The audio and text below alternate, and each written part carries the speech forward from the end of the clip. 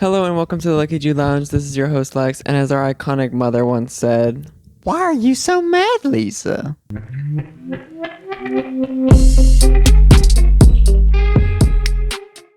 so we have a very scary episode planned today. As you can see, he just pointed out that he's wearing a horror movies shirt. I said wear something relevant. I just put on something cute, but we're recapping a little bit of our childhood, which I said we should do last week, and so we have a lot to talk about. But we have the same guest last week. You can introduce yourself. Hello, I'm Ephraim Montgomery. Hello. He's the brother. And you know what? That reminds me. We need to get Brock on here, my oldest brother, and we need to get all three of us. I don't know what we would talk about. That'd be such an entertaining episode. Even if you and I shared the mic and then Brock and Mish would share the other mic, you know? Or I got to get four. I should tell him to tune into this episode and not be fake because I think he would enjoy it. And it's been on our mind a lot lately for some reason because we talked about this maybe like a week ago. We talked about a bunch of things related to our early dance and like our first dance studio we went to. And then we talked a lot last night because, well, I'm teaching this year and it just brings a lot of like memories of my first time dancing and my first time like learning steps because I have students who are brand new to dance, and it makes me think of like what I was doing when I was that age. Obviously it's such a different time and such a different world now, but like, and we both taught and we both danced like professionally and whatnot, and it all goes back to our home studio, which to give a little reference, we have seen this place since. It's in Myrtle Beach, South Carolina, so it's not even in the same state as us anymore. But we drove past it. We drive past it kind of every time we go back to Myrtle Beach. It's kind of a bit. There used to be, running back, there was a location in Murrells Inlet, South Carolina, and then they moved the other one, I guess, more in Myrtle Beach, which is in a place called Market Commons. And that's like a shopping place, like outdoorsy shopping. It's a hot spot, or it used to be.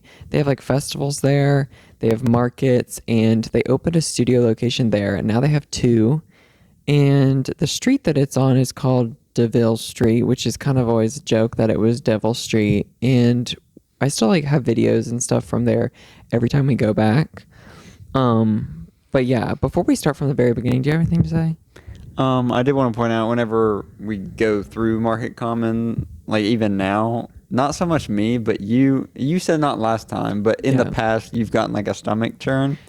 And actually our older brother did admit that he felt like sick whenever he was driving there. I think that's so funny. It's a demonic presence that lives there, and it's kind of like, I mean the blessing.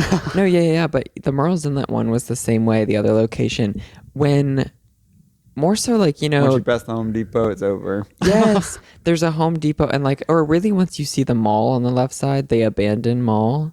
For me, it's when we passed Bad Kitty, which is that area. And so it's like you start to get a bad stomach feeling, and it more so happened at Market Common for years. And that was such like it was a nice area, especially before that, because we used to go there not too often, but there's like a movie theater there. If we ever saw a movie, we always went to that one. There was like outdoor shopping. There was like playgrounds that were super fun, and it was like a nice place I had good memories of. And then ever since they put their studio there, it was like became the whole place to me. Still had some good memories because I mean, we had a friend and we would eat our lunch like down the street at the movie theater and watch the previews because they would just play all day. And I remember we were so excited for Suicide Squad and we actually watched it in that theater. So fun. Good memory. But it's like it became that for me. But I think in the recent 2 trips that I made to Myrtle Beach and we went past the studio, I didn't feel like weird anymore. I kind of do have a desire to go back in the building actually, because we haven't actually gone in. And I don't know though. I think we've talked about now in our current age, if we were to go and take a ballet class and just like, I mean, we would never like pay for that. Like we would never pay to go take a class. I don't pay. But it's like, I did think about that. Like I kind of want to take a class from my teacher I grew up with, but at the same time, I don't, because that would be traumatizing. I might go in the building and demand something. You know, it might be healing a little bit, just because I think I would be, like I would be in a totally different headspace. I'm basically a different person from then. I think I have a lot of similarities, but I meant to tell you this, but I was waiting until we actually started doing this. But I don't know if I don't think that you would see this because you're not really on this side of Instagram and TikTok, but the dance moms, like moms, I think I might have told you about this a while ago, because I think this year or maybe last year, it's like, they would sign for shows like that. They would sign NDAs that basically says like what they can and can't talk about the show, outside of the show. And they like, it's been so long since they were on the show, and they expired either like this year or last year. So especially Christy, yeah, Chloe's mom, she already kind of had a platform online, but she really like dove in and started basically coming out with all the secrets of the show. And it was like a series, and of course people were so into it because that show still like holds up today. And then like all the moms have gotten together from the originals, and like they've done podcasts, they've done like videos together, basically just like sharing stories and things because they can talk about it now. And it's funny because we never had that. We really could have talked about it at any point, but that's what this seems like to me, because it's like we didn't sign an NDA or anything, but it's like now we can speak on it in a way. I don't know. It needs some time to settle. But starting at the very beginning, I did make a note of this in my head that we technically, the way we got into dance was, of course, studios always need guys for Nutcracker. They need guys to be the prince. They need guys to be like in the party scene. There's dads, there's little boys and stuff. And I don't know, I think I was 6 the first time and you would have been 8, about to turn 9. Mm-hmm. And so we were asked to do it by friends who were at this dance studio. Random, like we didn't know. We had never really even thought about doing dance prior to this. We had just done soccer, really. That was our activity, which we don't even need to speak on soccer. I don't think either of us had a love for it. I don't think we just didn't have that much fun doing it, but our oldest brother was good at it. So we do this. What did Brock do in the first show of Nutcracker?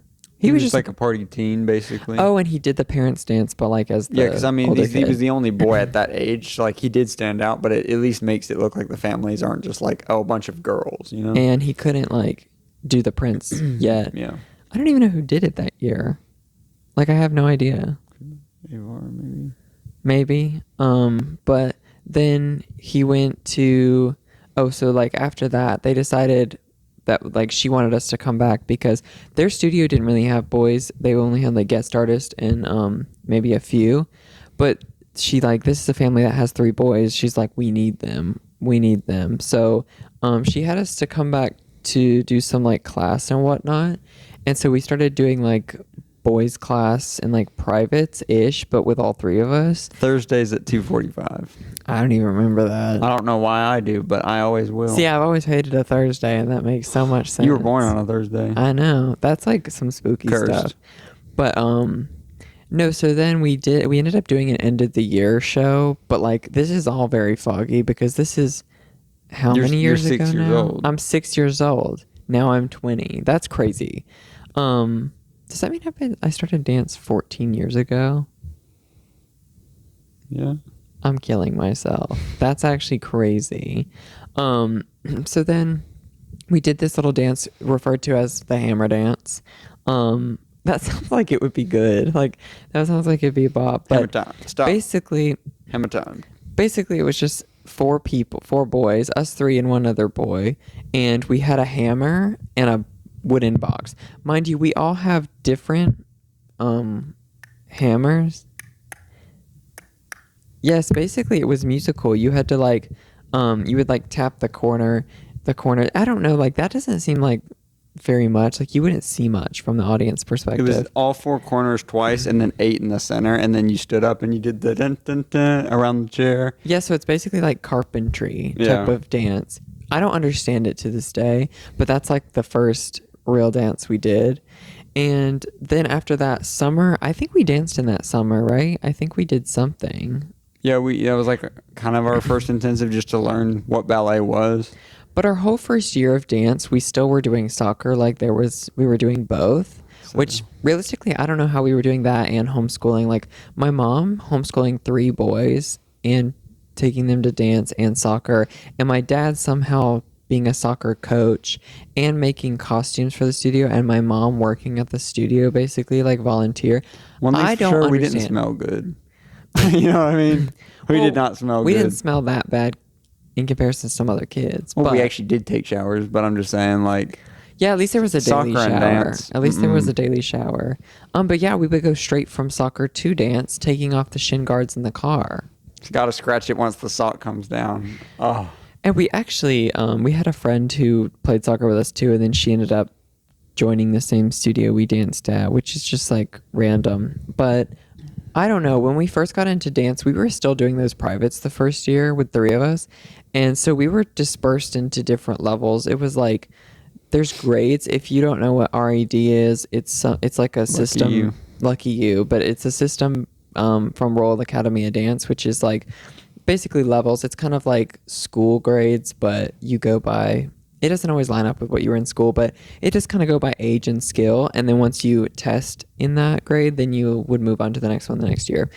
It makes more sense than a lot of levels, honestly, that other people do. Yeah. But it starts with primary, which we all like jumped that. I started with grade 1 and grade 2, which you're supposed to do 1 a year, mind you. But I think that the director was just very excited to have 3 boys, and she was like, we're going to put them in basically every class we have here. Because we were like literally in every class. Also, that way we can advance faster. So she put me, and I think age-wise, I was like the age of the grade 1s. Yeah. So she put me in grade 1 and grade 2. She put you in grade 3 and grade 4, what age were they? Also, you weren't the only one in those 2 grades, because like there were 2 others. That was like the triad squad, so. For real. And like the people who, it's almost like the people that they saw a future in, they like did more with. So then after that, they put Brock in grade 5, and the highest level that year was grade 6. So he was like 1 below that.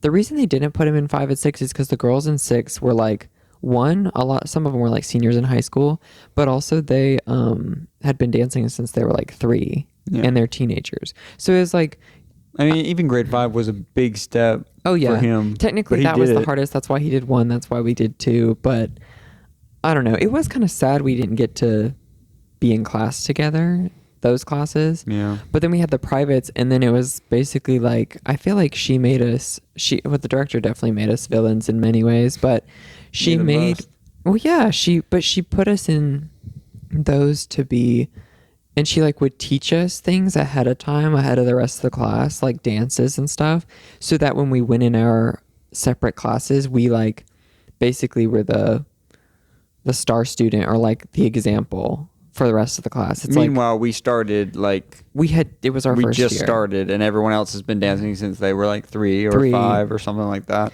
And it's like that. Well, that one, that's not going to make people like you whatsoever. And I don't think that we had haters. I think that the people did like us to a degree. But even if that wasn't a thing, when someone steps into the class and they just naturally have like the skill, the talent, the musicality just within their body, it automatically makes people pissed off. Yeah, we've talked about that with other people, because that is something that will never go away. When you go to a new job and you get the principal position, it's like you do deserve it, but there's going to be people who are mad at you just for showing up. Yes. But then they also maybe want to be like close to you, or they want to be friends with you. That's just how it is, and it's weird. But then at the same time, even the ones that don't like you, they want you there because you're making like the show better and all that. But that's how I felt when I left. I told you that. I said people don't necessarily like me, but I think that they wanted me for like, just because I was the person who knew what was going on and like knew my stuff, and it was like you didn't have to,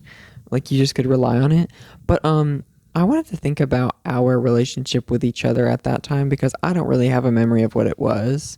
But like I'm thinking like I can't imagine us dancing and then like coming home and talking, which I know we did. Oh, we talked all the time. We're closer now for sure, but also we're more people now. Yeah. But we were always close. We would always, my dad coined it. He said it was Chip and Dale, because I mean our voices were really high. And now we're Chippendale, but in a different way. Yeah. We're the Chippendales.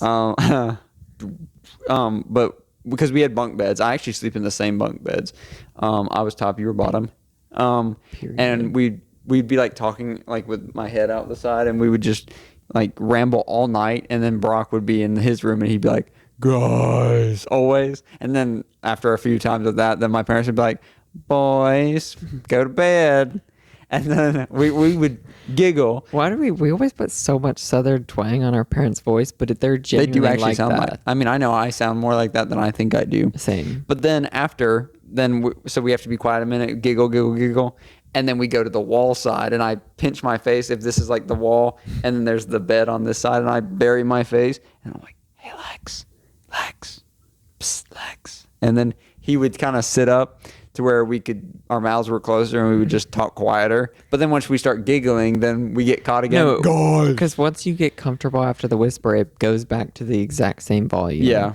But and we weren't talking about anything important, not about our day, nothing. It was all usually just like, it was oh, fiction. what if this, what if this? Fiction fantasies. You want to talk about crushes? Oh, that was our thing. We didn't even like anybody at the time either. That's what's even funnier. It was just the bit was we always wanted to like people. Well, at least I did. I always wanted to like people and like have a crush because I think that's fun. I don't know. It's something interesting to talk I've been about. like that to this day. And then like we obviously developed like more, I guess, adult and like more feelings of liking like celebrities even and people like that. And there's more to talk about. But back then I hate liking people. Back then it's like, who do you have a crush on? This smelly person at dance? Like what? But back onto the dance topic, we have thankfully a video of our first 3 end of the year performances. And, you know, for shows, we just did like Nutcracker, we did Sleeping Beauty in the spring. We would do like spring shows. We did Sleeping Beauty, we did Cinderella a couple years in a row. We did things like Capelia, but Nutcracker happened every time, and Spring Festival of Dance happened every time, which is basically just like your end of the year show. It's the recital. They were so specific about not saying recital, and I'm like, why? And they always wanted to be the Spring Festival of Dance, but why was it June 10th? Almost always, like, it was in summer by that point. Because we danced from... That was the longest season I've ever had. I know. It was like the first week of August until June. It was like normally June 10th, June 11th, and then... And don't forget, he's saying first week of August, but our summer intensive didn't end but a week ago. Well, yeah, summer intensive was 5 weeks, so for the most part. And then, I don't know, if you're not in the dance world, that's just like, it's hell, and it's basically just dancing all the time. And we did dance from Monday to Saturday every day, and then obviously that ramped up once we got older. Not even, honestly. We started ramped up because, like I said, we started in all those classes. At the beginning. But we have the first 3 years of our dance recitals, which has like, I actually was telling a friend about this because I was relating my first show ever, which pretty cool. We got to perform at a high school theater in Myrtle Beach, which is where my parents went to high school, which is pretty cool. But every year after that, we did it at this church called Beach Church. But that sounds so funny to say Beach Church. Like, that's silly. Come on, Beach Church. That's a silly name.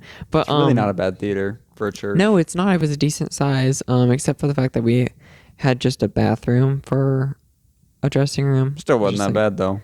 No, it was okay. I'll take it. It was okay. Compared to... But that urinal would always fill up. That urinal would fill up and run it over. And we have costumes in there. That's crazy. But we did Nutcracker there too. And so the end of your show, I was telling a friend about this, how I was like, this show from entirety, we weren't in the whole thing, but this show in entirety was about 3 hours. And all their shows were always, like, even their Nutcracker, because they played it so slow, they wanted it to be this whole thing. And like, Nutcracker can be an hour 45. Ours was well over 2 hours. And I'm like, what are you doing? Yeah, and but yeah, spring festivals, those were like 3 hour shows. It starts with your RAD showcase, so you have to dance a few of your exercises from that you did all year, because RAD, you basically learn a full class and you repeat that class every single day that you rehearse that, which is like 2 times a week, but we had 2 levels, so that's 4 times a week.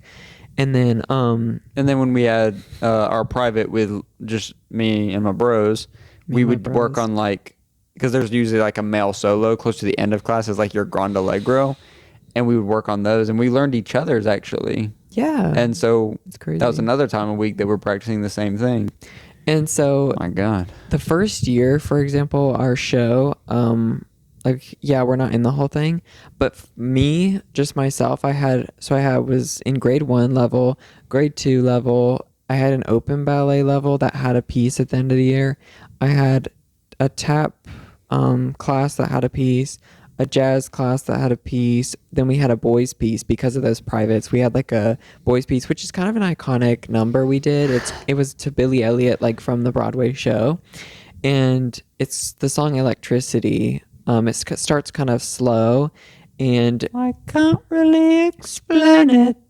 And so forward. Basically, it was like started as me. We all wore the same outfit, which was a white collared shirt and what did we wear? Black jazz pants, like yoga pants looking. Oh, okay. So I start the piece. Oh, and white ballet shoes. Woo! It's kind of like storytelling, and it's me, and I'm miming, and I do a little dance. I haven't got the words. And then Ephraim comes out. So it's kind of like the growing up type of thing. So Ephraim runs out, does a little bit of ditty dance. Some bad pas de chas. Because out of the three of us, pas de chas. Yes, like we learned all at the same time, but Lex and Brock have natural ability. Club did not. I was so bad. Like, you were not that bad though. Well, compared to other people, but compared to them, that's who I'm in class with. So like, but luckily I didn't care. I was just like, and he was still the favorite for years and years. I was, because she liked that I would like go for stuff, and she thought it was funny. She also just liked your personality more because which doesn't make sense.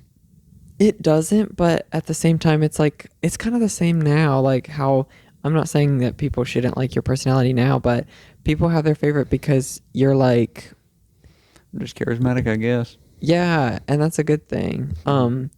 But because I feel like people would like Brock for like the work ethic. No, anytime that there was public speaking or some gig like radio show, it was always Ephraim chosen. Mind you, we had to do radio shows. That's all the crazy. Time. But I also have I don't have any problems with public speaking. But we have not seen a check or royalty check from any of this work we did, and we never will. Our director did get mad at me once. Maybe twice for this, because we would do the news on for a promotional thing at like 4 a.m., mind you, and 4 a.m. They asked me to like talk about the story, and the news lady, she's very sweet. She's asking me what my favorite part is. Well, I'm going to answer honestly. Period. And in Nutcracker, there's like the battle scene. I don't know if you've ever seen it, but I get to like die for a second, and I was like, obviously that's my pick.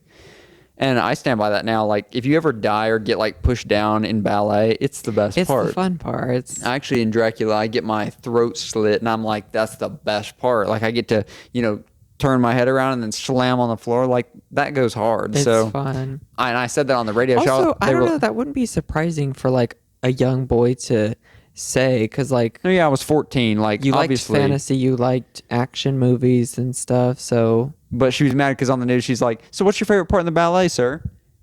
Well, probably when I die. And like then, she kind of giggles, and then my director's like gritting her teeth, trying to like smile through it. And I'm like, she was always doing that, but yet she still had you do public speaking for literally everything. And she never knew what I was gonna say. I mean, me neither. To be fair, I didn't know what I was gonna say, but she always chose me. Yeah, it was just a lot of peace. Billy Elliot, we actually did.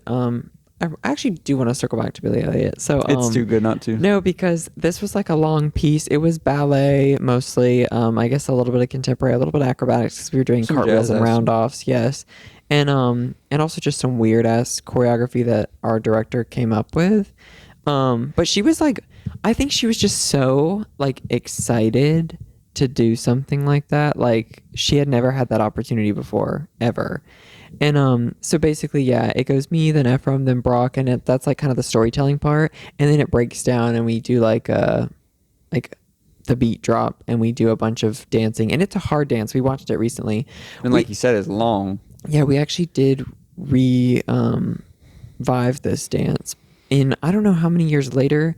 I want to say, was that when Brock graduated? Yeah, it was technically a senior piece, and he was 20. That was 2018. Yeah, 2018.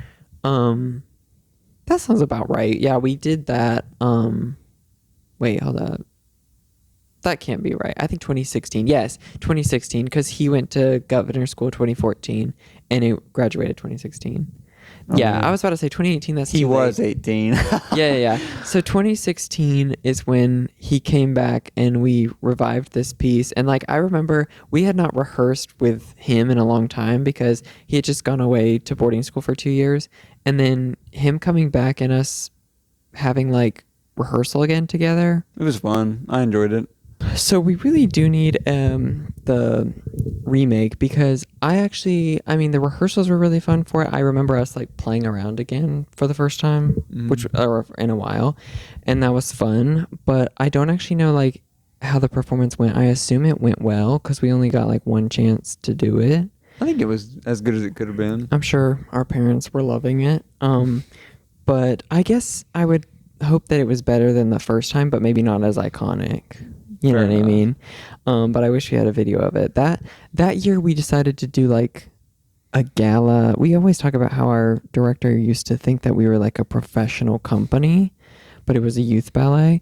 And that year we decided to do like, okay, they got so long, these end of year shows, that we normally had to do in 2 parts. It was like, but it was all in one day. It was normally on a Saturday, and it was 2 show parts. But then this year they decided to do like, we're doing a gala. I think she had found out like what a gala was in the Well, it was US. also the anniversary. I don't know what anniversary, but it was some to do. Big year of the studio's opening. And so she had some of the alumni come back. She had Brock was alumni at 3. that point.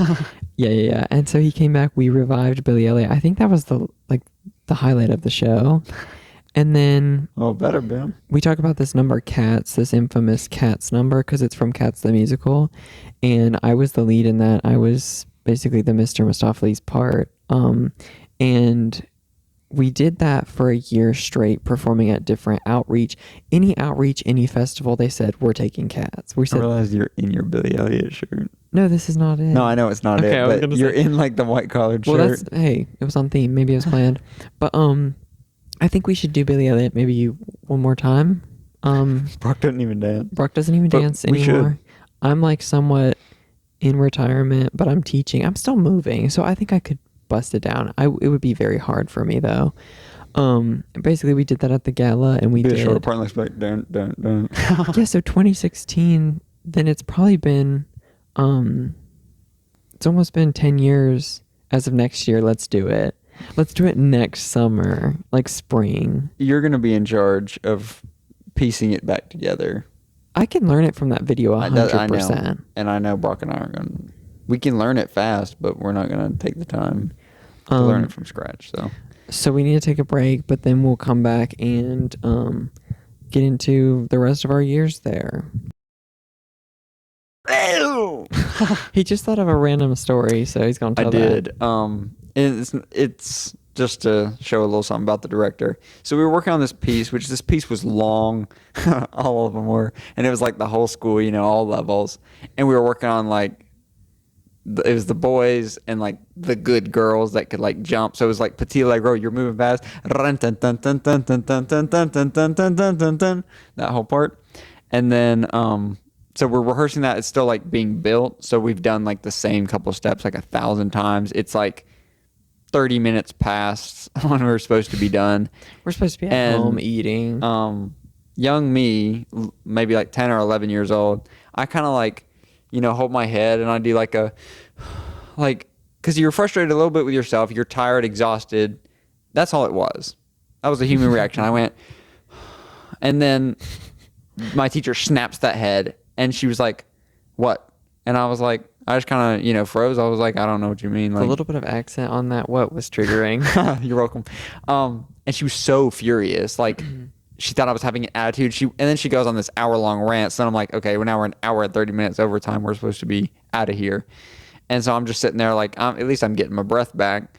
But, yeah, she thought I was having an attitude. She was really just mad her piece wasn't coming together how she wanted. But, yeah, she let it out on me. Well, if anybody had the slightest, like, bit of, I don't know, you have a room full of teenagers or tweens and whatnot, but if you have like anyone crosses their arm for a second, she has a whole speech about it. Yeah. Anyone like turns their back for a second, like just to turn around, or they're like they barely did an eye roll. Maybe they were just looking at something, or they have something in their eyelash, but she took it as a whole opportunity to give a speech about rolling your eyes and having an attitude. I got in trouble for looking at the clock, which I'm a clock watcher, but I would be like, I'm a clock watcher too. Like, take it out of the room if you don't want it. But so we worked up to 2016. Then we're at 2017. It wasn't a super important year, except for we did make a good friend that year who was like a new boy, and that was rare. So we had like some years where we wouldn't have another boy there, and that year seemed okay. I think we had more fun just because us three were in our own world, us two and this other boy. Yeah, we had a lot of fun during Sleeping Beauty. It was like the spring show because no one really talked to us, and we didn't get corrected that much either. And we didn't have like lead roles, so because we were still small. Well, I was the lead in Villager, and I did Puss in Boots. Well, I mean, yes, and I was also Tom Thumb, yeah. But we weren't like the lead guy in the ballet because we were not like big enough. But after that, we did 2018 is the more focal point year because it was one of the hardest years of my life. Like, I'm not even kidding. That sounds extreme, but and it's funny because I feel like I danced so much, and I had like I had like 5 months off because I broke my knee. But it was still hard.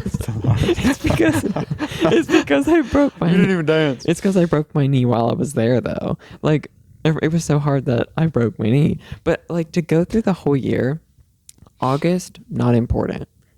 Never. We hate August. Luckily, it's already done. September, was the month that I broke my knee on. This was on the 21st night of September. It was in an acro class on a Thursday. You guessed it.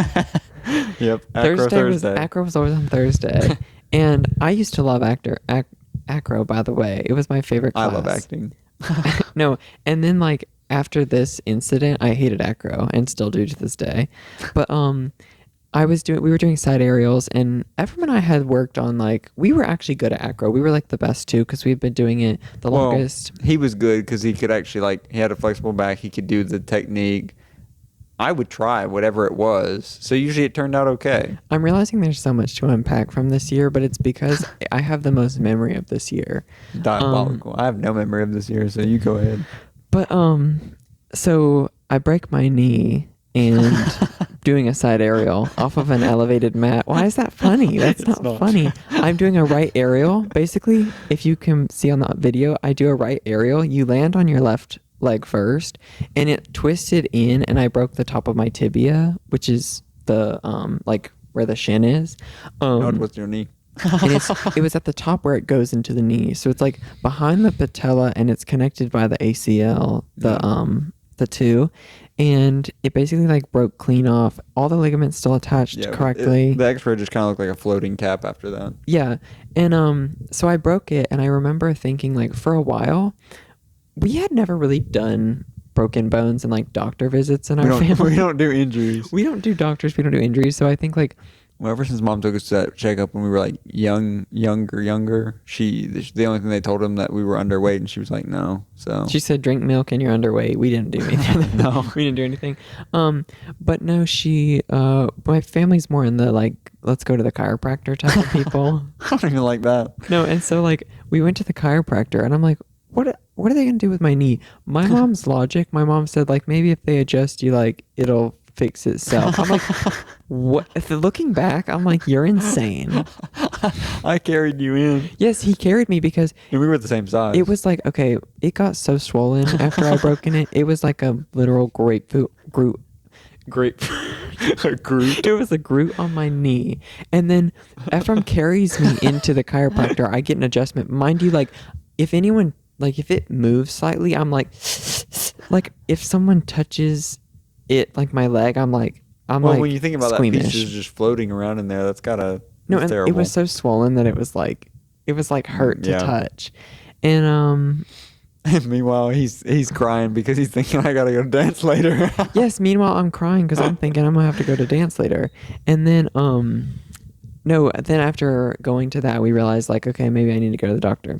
I After did. that. I did go to a doctor. This is my first time really going to a doctor for something like serious, and he was very nice. And he was recommended by a friend, and then we get an X-ray done, and then we see that my mom and I are in the doctor's office looking, and we're like, is it broken or not? We can't tell. And then they said it was.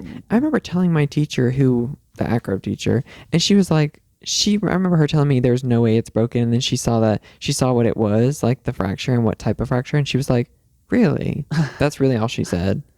And she was nice. I'm like, I'm not holding that against her, but it was just what it is.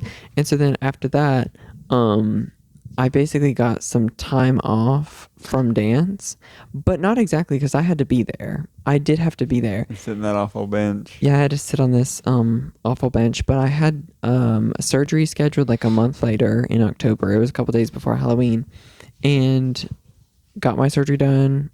Basically they like went in. What is that called? The surgery that's like, I don't know. It's like micro something, but they did the surgery, and then I think, supposed to not dance for about 4 months, or basically until You only like, took 3 though, right? I think it was 4. You did do 4. Well, it was like November, December, January, February. I remember starting back in March for sure. Oh, okay.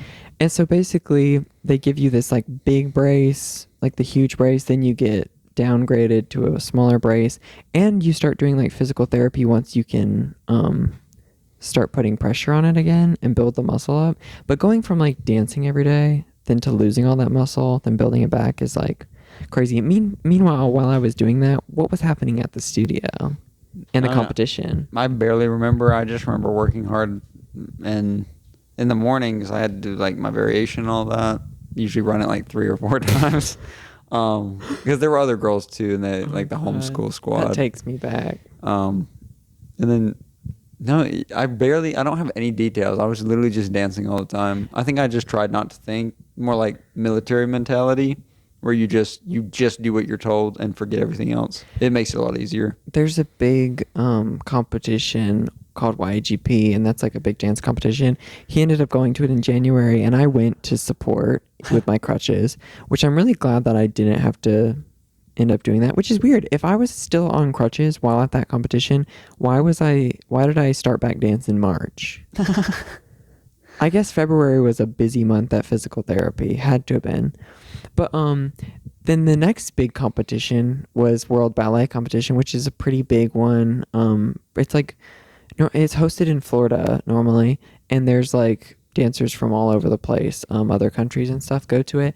And so they had been planning to do this because they did it the last couple of years, and they were planning like this was going to be the first year that you were going. I was supposed to go, but then like I got injured, and it was kind of like maybe not because I didn't go to YGP.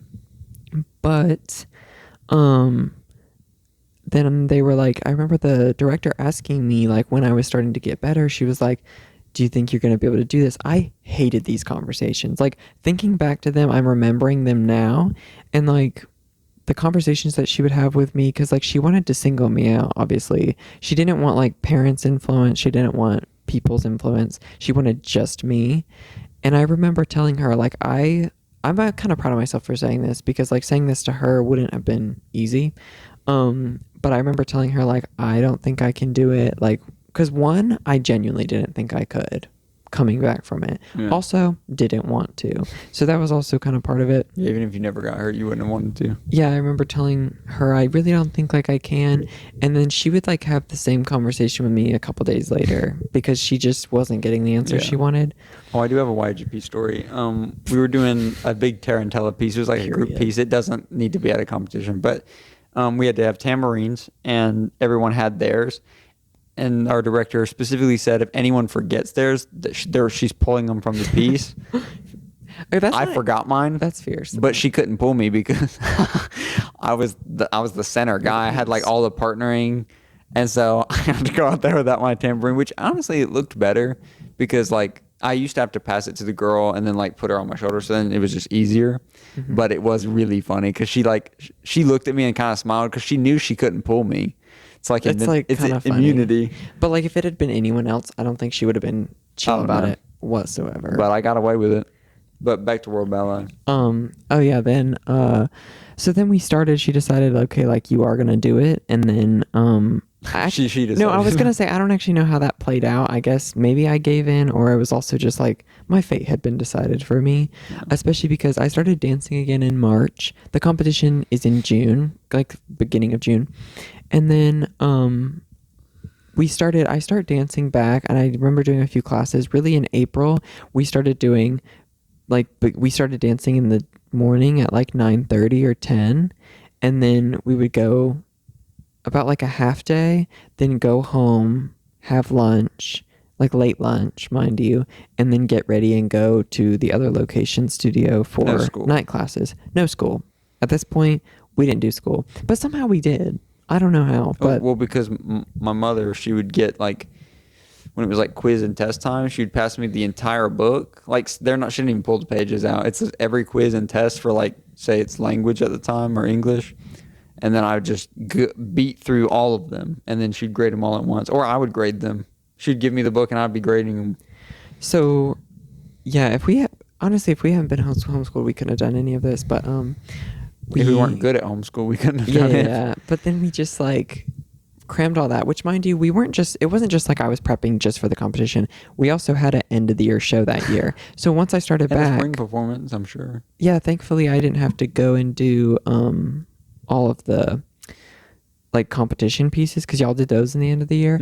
I didn't get put back in those, which I was very thankful for, but I still had to like do a jazz piece for that year, do an acro piece, do a tap piece, because that was Piano Man, the one we never talked about, and like do all the pieces. I remember taking the photos for all the pieces and like doing all that, which is like backdrop. That's like a crazy memory to me, because I don't remember recovering during that. Yeah. But then so we went back, and now I'm back to the point where I'm dancing every morning and every night again.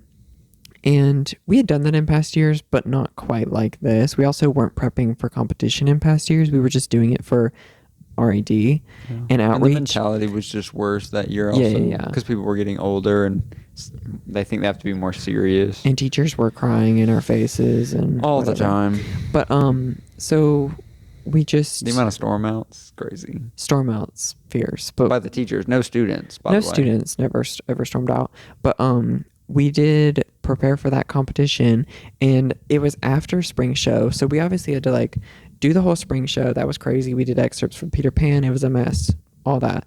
That was fun. Then we take off for this competition, and this is where it really gets interesting. So well, because this is kind of the reason we left. And also, before we get into that, I will mention that we thought we were leaving every single year. Not even like for real. We were hopeful. And I used to tell, like, I'm funny about this. I used to tell like my classmates and people that I was like not coming back next year. At the end of the year, I always told them, I'm like, yeah, I'm not coming back next year. And I had no manifestation. I had no evidence to prove that. Actually, and even before that, when we were doing those, like when we were learning ballet, when we first started, I kept asking my mom every day. She picked up like, "Is it our last day today?" Because we didn't really have like a set schedule, and I was not about it. Because Brock kind of liked it. You were into the art of it, and I just wanted to be done. But our bit every single day was like, "Mom, I hate dance." Every single day. Like she picks us up and she's like, "How was dance?" "Bad." Like we're looking out the window, all depressed and tired, sweat with our unbrushed hair stuck to our head, and we're just bad. But or it's silent. And then she's like, a scary one. Yeah, that's when we were older. Then she was like, "Let's get something to eat." Silent is when it was like it wasn't funny, because it literally was not funny. I thought of another good story. Because like, you know, you raise your hand and you say, "May I use the restroom?" And you know, you go to the bathroom. There's a girl, I actually was dating her at the time, but she did actually go to the bathroom a lot. I was thinking about this and like, too. because she just drank a lot of water. She was a healthy person, and so she asked the teacher, "May I use the restroom?" Teacher says no, and then she was like, "I mean, it's either here or there." So then she did the right thing. She just walked out of the studio, went to the bathroom. She didn't miss anything. She did the combination when she got back, and then the teacher fussed at her she for was that. Hot mad. And actually, I was so proud. She got punished for like a week. I know. I was so proud of the girl that I was with at the time, because because when she was fussing, she was like, "I had to go." Like she actually like she got a little bit teary eyed, just because like, you know, you're a teenager. Yeah. And I think she was only 14 at the time, but I was like, you ate still. Like, Yeah, I was like, funny because she was, I don't it's know. funny because all she did was go to the bathroom, and I'm thinking like, that was big. Like, that was crazy. I know. Like, but it was. imagine she just is doing the combination and pees her pants. I wish she honestly had just done it right there down her legs. That would have been fierce. But why not just go? So when it gets really interesting is when we went to World Ballet Competition. This was hosted in Orlando, Florida, I think. And yes, it had to have been. So yeah, because Tampa was the other one. So we're there for a week, right? And basically we went with a couple other girls there, and like all of our families are there, or at least one parent, whoever could go. We had both of our parents. And then basically you're there a week, and then you compete different days. We were not in the same category, obviously.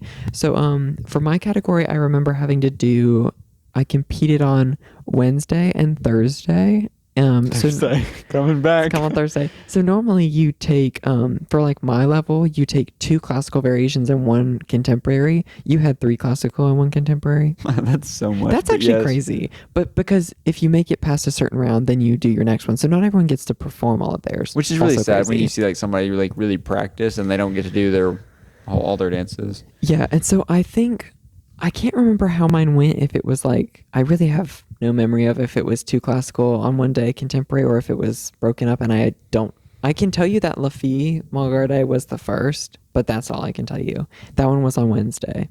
And I did Capella, Swan Lake, Flower Festival, and then Capella again. So your competition days were Monday, Wednesday, Friday. I do remember that. I believe it. Oh, maybe the gala was Friday. Maybe it was Monday, Wednesday, Thursday. I was invited to be in the gala. Good for you. I was not. I did my contemporary at the gala, which was a little solo with a hat. So basically, Monday, the first day, only him and the other girl who was in the highest, like, or in the same category, they competed. They were the only 2. And I've talked about her on this podcast before. That's my my ex, my little studio crush. And so she ate, because she was kind of like, she was the best for sure at our studio. She was like, she's in a professional company now, and she's just like, she was good. I think she was in first for some of the time there in that competition, but she ended up in second at the very end, which is still great. Yeah, her and I were first and second after round 2. Period. But then after the first day, Tuesday was the day that no one's competing, but we decided to rent out a studio. So a lot of times people will So it's only the second day that we're there, by the way. Day 2. A lot of people will rent out studios when they travel for competitions and stuff, because you can like have a space to practice. You don't need to rehearse more. You don't. You need to lay down. We rehearsed all the time up until this point. So we get there, and we go to this little like small shoebox studio, and we start taking class. Like, we were going to do a class and then run everyone's variations and work on them a little bit. Unnecessary. But then my teachers decide to have a little blow up. And I think honestly, what triggered some of the blow up was from the night before. There's so much lore into this, but there's a kiss and cry type of video on the live stream of this competition. So after someone dances, diabolical, they go to the side, sit in front of a camera, normally with their teacher, and they get their scores live on the live stream. It pops up, and you're sitting there like, and so when people get a bad one, they're like, yeah, basically. Luckily, me, I didn't even know how the scoring was done, so I got it, and I look over, I'm like, is that good? Like, I don't know. Yeah, and so I remember the girl who had competed last night with Ephraim in the category, my girl, she after hers, she went to the kiss and cry, and I remember like we had talked about it because a lot of times like students or family can comfort them as well, and like their classmates, and so her and I were like close for the last, I want to say what, I did my 2 first years. one alone. I was by myself. Period. I remember that. No one came to support me. We did like 2 years. I think we were like best friends and for 2 years already. So I had decided to like, we talked about it and she was like, yeah, definitely come like sit next to me. So she comes off. I was like, good job. I hugged her. Then she sat down in there and I was going to sit with her. And then one of the teachers, who is the director's daughter, they're all a family, and she like kind of like pulled me out, and she was like saying I couldn't sit there, and then she sat on camera with her, and I was just like, I was like confused, but also just like annoyed and about to anger cry probably because that's just like how I am.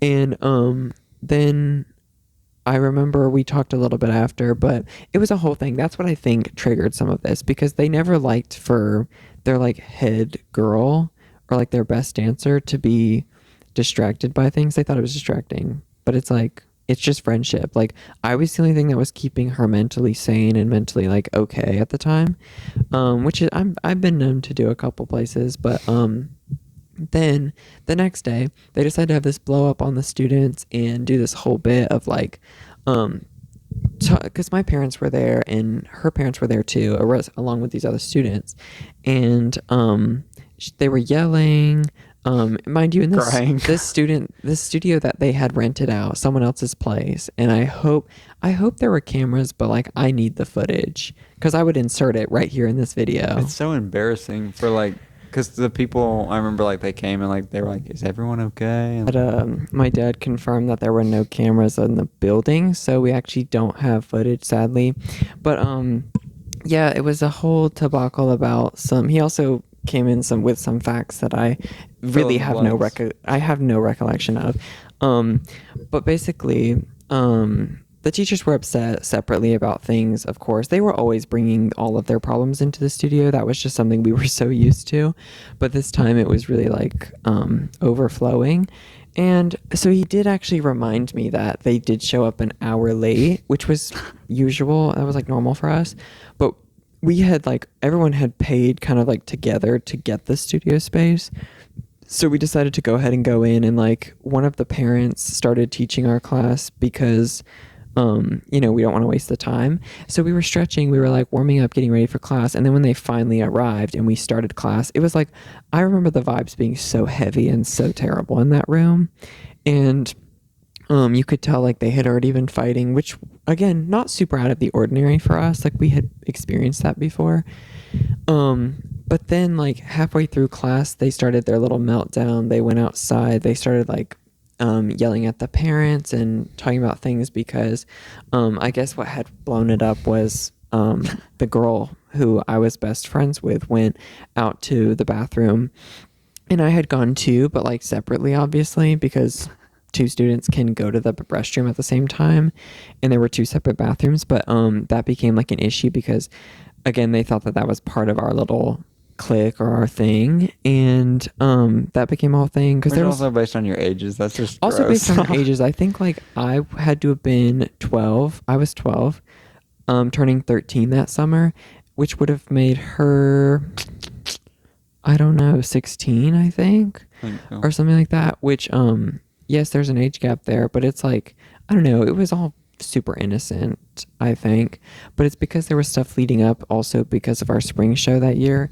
and they just like didn't like all of that. So then of course they're yelling at her parents. My parents are out there, and the quote that we put in the beginning of this, will you repeat that? Why are you so mad, Lisa? Basically our mom's not like really a yeller. She's not a fighter or anything like that. She's very calm and collected. She is, and then she's definitely the type to like, it would make you more mad if you're already mad, because she just questioned her in this way that like, which it was a valid question. Our teacher, the director, she was like not even human at the moment. She was not even human at the moment. My dad always says that like she was like, her eyes were solid black. Like she wasn't human. And so like, and by the way, the door to the studio where we still were, it was closed, and that like they're all screaming at each other out there. Like I can hear it. No, it sounds like bloody murder out there. And this is when I knew I was just not okay, because I was sitting there with my bag on. Like I was just excited that I wasn't gonna have to rehearse that day, and I had a smile on my face during all that. Like no one else was happy, but I remember I was sitting there crisscross applesauce, and I was like, I'm gonna get to go home today.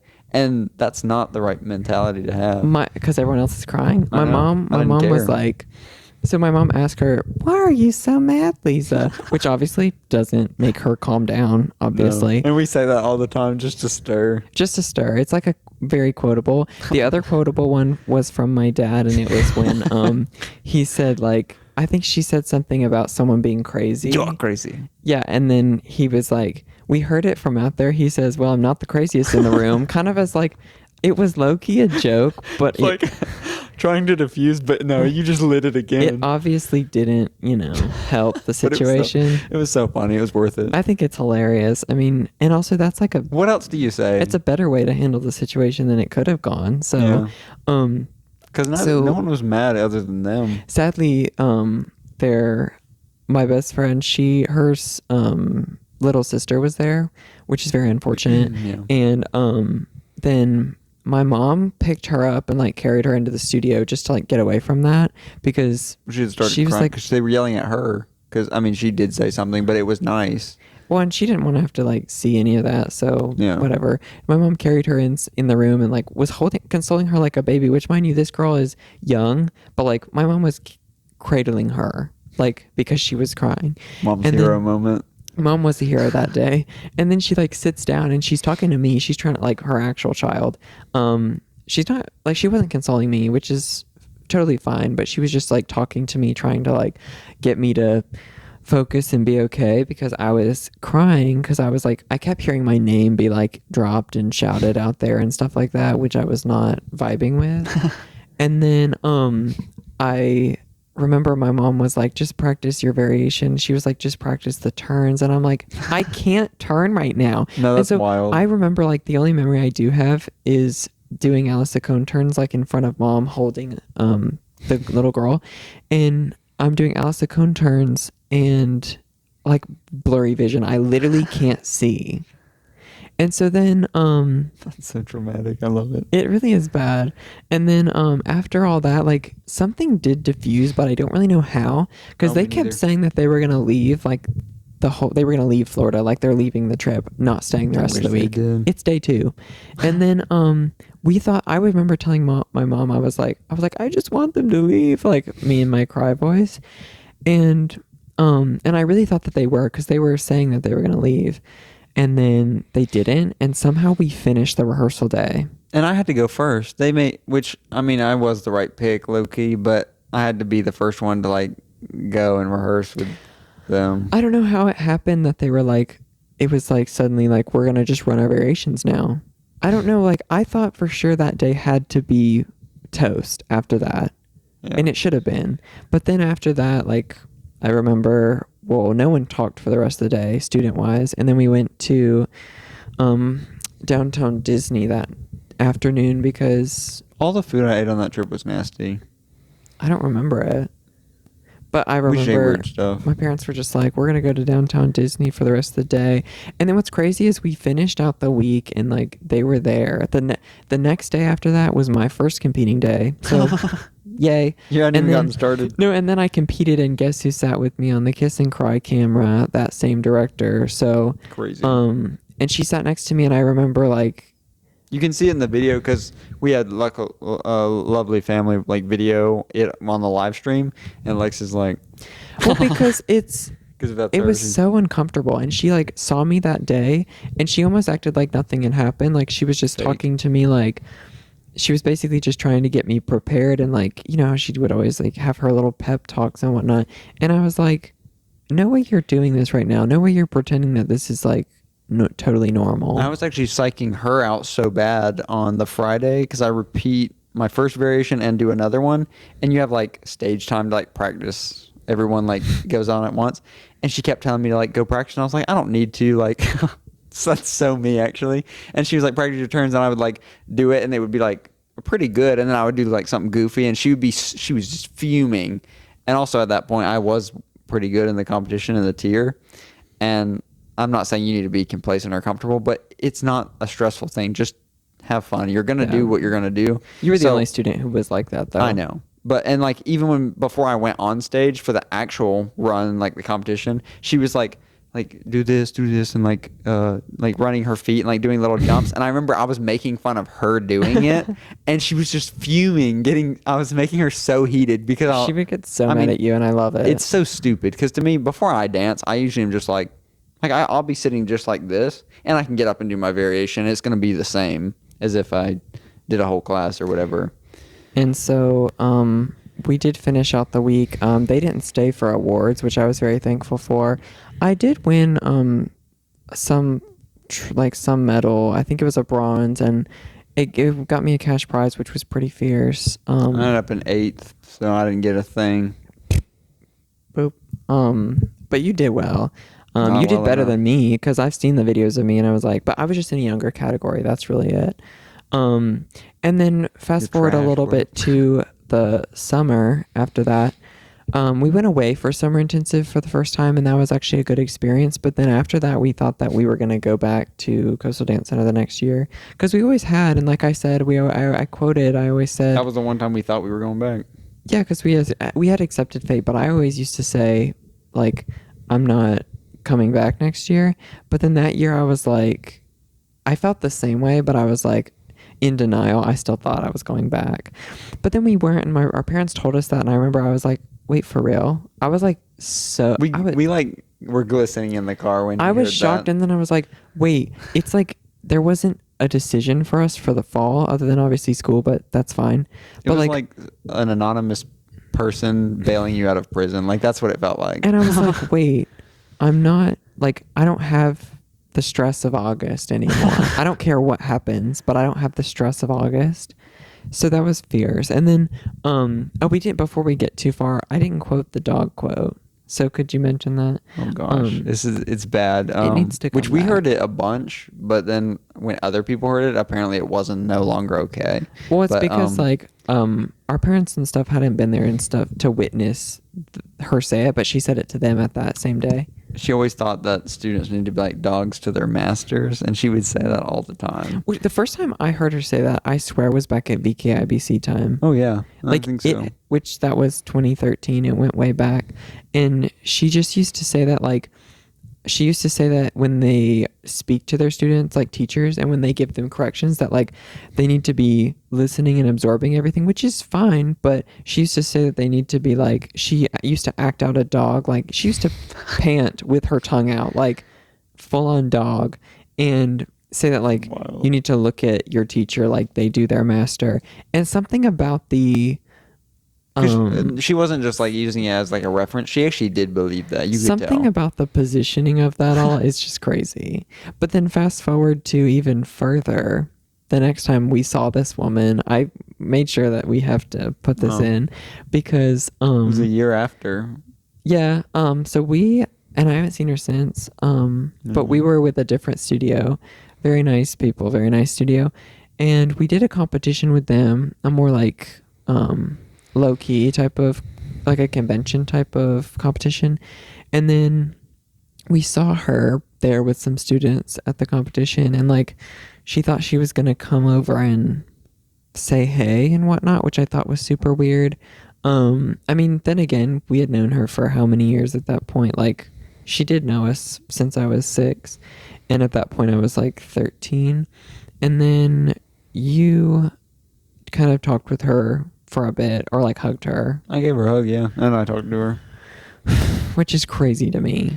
Well- Because she was gonna try to do the same thing with me, and I literally like It's also part of walked away. showing that like I won because like I was fine. Which I mean, clearly in all the stories, it clearly wasn't affecting me. So Yeah, there's yeah, that. you were fine. But also just proving that I'm better than her, and I always will be better than her. My way of doing that, I guess, was walking away, and I had like 2 friends from the new studio at my sides.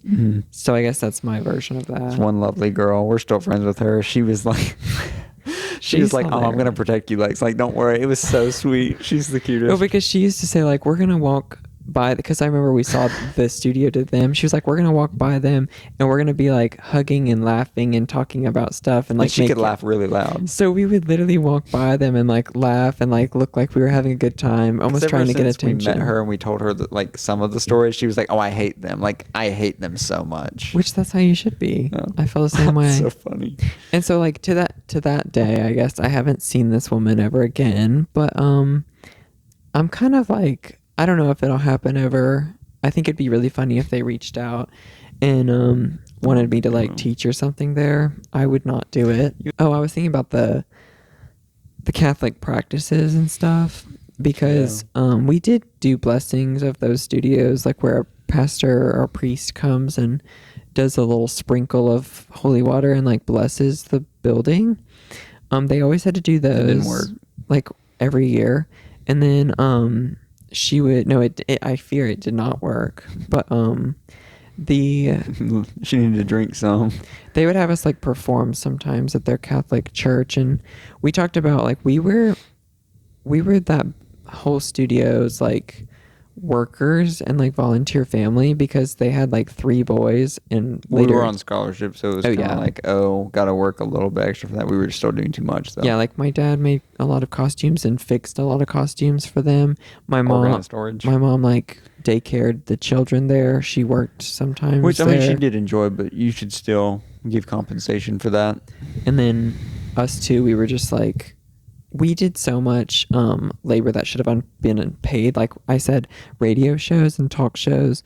We did the news, waking up at 4 a.m. We did.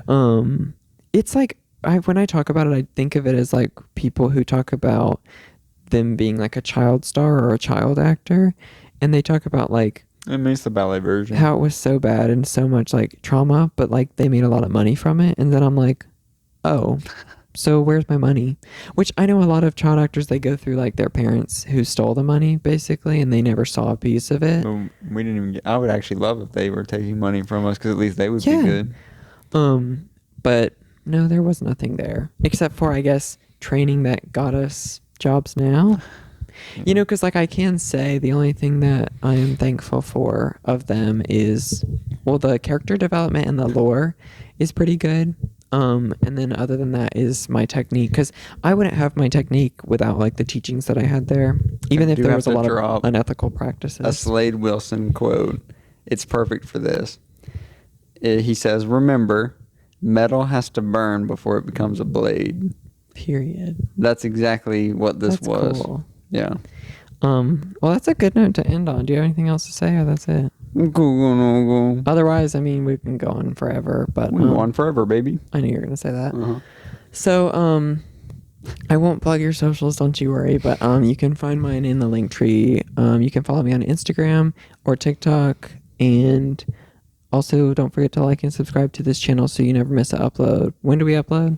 Thursday at 6 p.m. EST. This has been the Leckiju Lounge. Bye bye.